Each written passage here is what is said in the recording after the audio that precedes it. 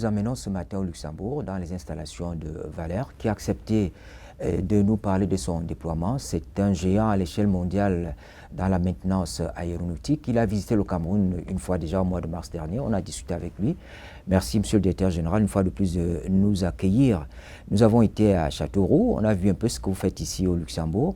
Mais on est tenté de vous poser la question, quel est votre positionnement stratégique finalement? Écoutez, tout d'abord, bienvenue ici à Luxembourg, donc au siège du groupe Valère, que j'ai créé il y a 20 ans.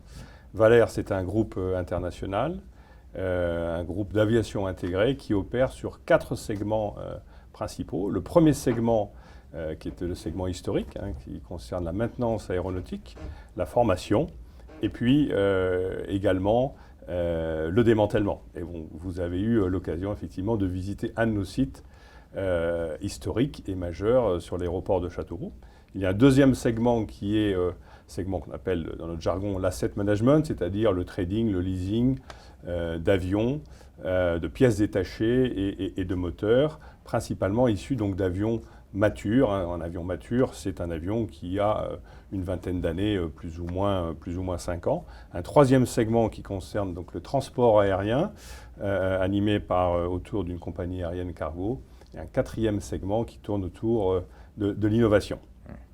Le marché de l'Afrique semble vous intéresser. Vous avez été au Cameroun, vous avez signé un MOU avec la CAA, qui est l'autorité aéronautique, le régulateur aérien national. Est-ce qu'on peut savoir aujourd'hui quels sont les segments précis qui vous intéressent sur le marché africain? Alors effectivement, l'Afrique nous intéresse beaucoup, le continent africain, et le Cameroun en particulier. Qui représente un gisement de croissance important, un potentiel très important pour le transport aérien et tout ce qui gravite autour du transport aérien. Donc notre focus pour les 10 prochaines années s'articule sur un développement d'abord en passant au travers de la formation, qui est essentielle, puis la maintenance et les activités de démantèlement. Et si on évoquait ce MOU, est-ce qu'il y a eu du concret après la signature avec la CCAA?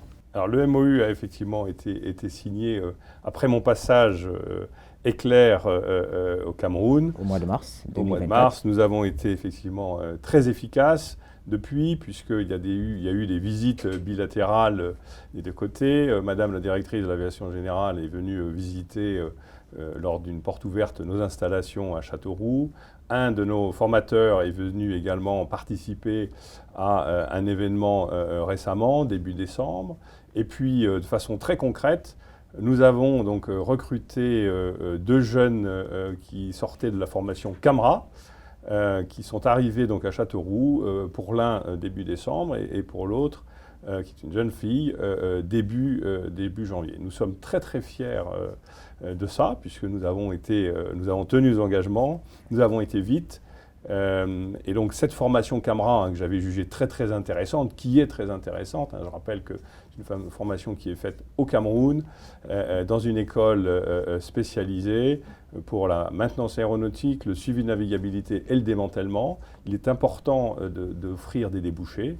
Et donc ces 2 jeunes sont vraiment la concrétisation de notre partenariat et ouvrent la porte bien sûr à bien plus. Également, dans le concret, le démantèlement, puisque notre formateur spécialiste est venu participer à un premier événement. Et donc, il y a un DC-8 qui sera prochainement démantelé sur l'aéroport.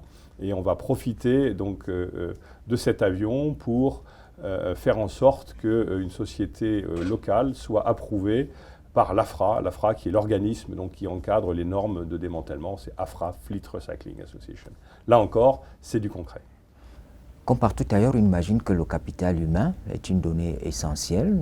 Nous disons aussi dans la maintenance aéronautique, qui est l'une de vos activités, cela est important. Quelle est la place que vous accordez à la formation, justement, à la formation des jeunes, qui est nécessaire dans les métiers de l'aviation? La formation, c'est, comme vous l'avez dit, essentiel. C'est la priorité de tous nos objectifs.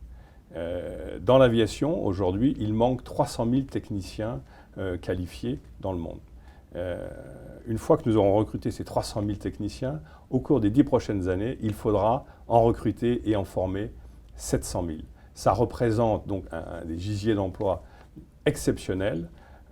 Et il n'est pas possible d'imaginer le développement du transport aérien et de la maintenance aéronautique sans, bien sûr, ce focus très important sur la formation. Je crois que l'Afrique, le Cameroun en particulier, a des atouts très importants en termes de ressources, de qualité de formation pour pouvoir jouer un rôle important à l'avenir sur le continent africain, mais aussi sur un marché de l'emploi qui est un marché mondial. Et avec un tel positionnement, je pense que stratégiquement, c'est essentiel pour le Cameroun. Alors, dans la relation que vous avez avec la CCAA, est-ce qu'on peut imaginer que Valère prendra des Français formés au Cameroun, puisque vous appréciez les installations qui sont là-bas?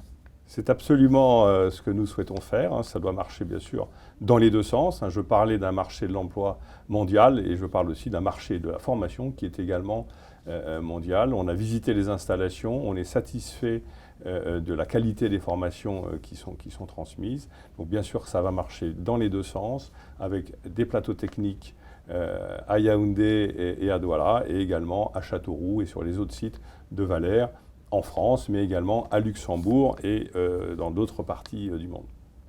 Dans les exigences de la protection de l'environnement, vous, dans l'aviation, vous parlez de la décarbonation, c'est un enjeu majeur.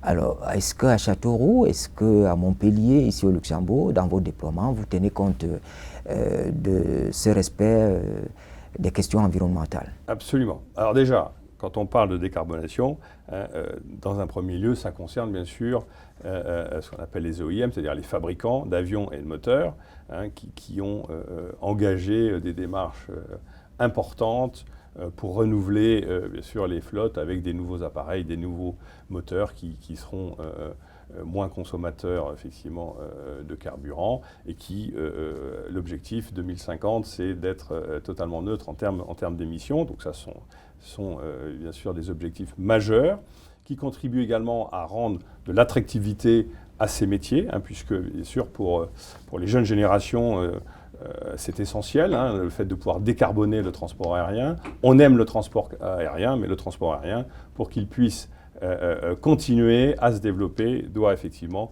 de ce point de vue-là, être totalement irréprochable et, je dirais, montrer l'exemple. Alors, qu'est-ce qu'on peut faire à notre niveau ? Plein de choses plein de démarches qui sont engagées. Je dirais que le démantèlement, c'est déjà c'est du recyclage, c'est du développement durable. On essaie bien sûr de réutiliser, quand c'est possible, les pièces détachées issues du démantèlement pour les remettre en respectant toutes les normes dans le circuit des pièces détachées. C'est important. La transformation d'avions passagers en avions cargo s'inscrit également dans un cycle vertueux de développement durable. Et enfin, sur le transport aérien, je crois qu'à très court terme, et c'est déjà en train de se passer, l'utilisation de carburants alternatifs, que l'on appelle SAF dans le jargon aéronautique, Sustainable Aviation Fuel, est quelque chose de primordial. Les avions sont déjà hybrides, et donc l'utilisation de carburants alternatifs va faire que dès 2030-2035, on sera déjà en mesure d'atteindre la moitié des objectifs fixés, je le rappelle, pour être totalement neutre en 2050. Je souhaiterais puiser un peu dans votre expérience, puisque le directeur général. On remarque que les compagnies nationales ont parfois du mal à fonctionner, que ce soit ici en Occident, on a vu avec Sucer, on a vu avec la Belgique, que ce soit en Afrique, où à un moment donné, ça marche et puis ça s'arrête. Quel est le problème? Est-ce qu'il y a des solutions à cela pour ce marché? Alors, une compagnie nationale, ce qu'on appelle flag carrier en anglais, c'est une responsabilité immense. Parce que la compagnie aérienne représente, c'est un morceau du pays qui vole et qui va sur tous les pays, dans plusieurs pays du monde. Et donc cette responsabilité parfois est trop lourde à porter, avec des implications très fortes et qui vont à l'inverse des intérêts de la bonne gestion d'une entreprise. Et je crois que l'avenir, c'est probablement effectivement de pouvoir concilier cette responsabilité d'être un porte-drapeau, tout en respectant bien sûr les modes de gestion d'une société privée avec toutes les implications que cela impose, notamment en termes de discipline budgétaire, etc., de formation, etc., etc. Donc je pense qu'il y a lieu, à l'image de ce qui a pu se passer en Europe, où bien sûr il y a eu beaucoup de choses qui ont changé, qui continuent effectivement à changer en ce qui concerne les flag carriers, les porte-drapeaux nationaux. Et je pense qu'en Afrique et au Cameroun en particulier, les choses vont arriver et devront également se mettre en ordre de marche pour pouvoir fonctionner et surtout contribuer au développement des pays, puisque le transport et la mobilité, le transport aérien en particulier en Afrique, c'est vraiment l'essence du développement. Alors finalement, les projections de Valère Group, c'est quoi à l'avenir, dans un avenir immédiat? Alors Valère, on continue notre développement.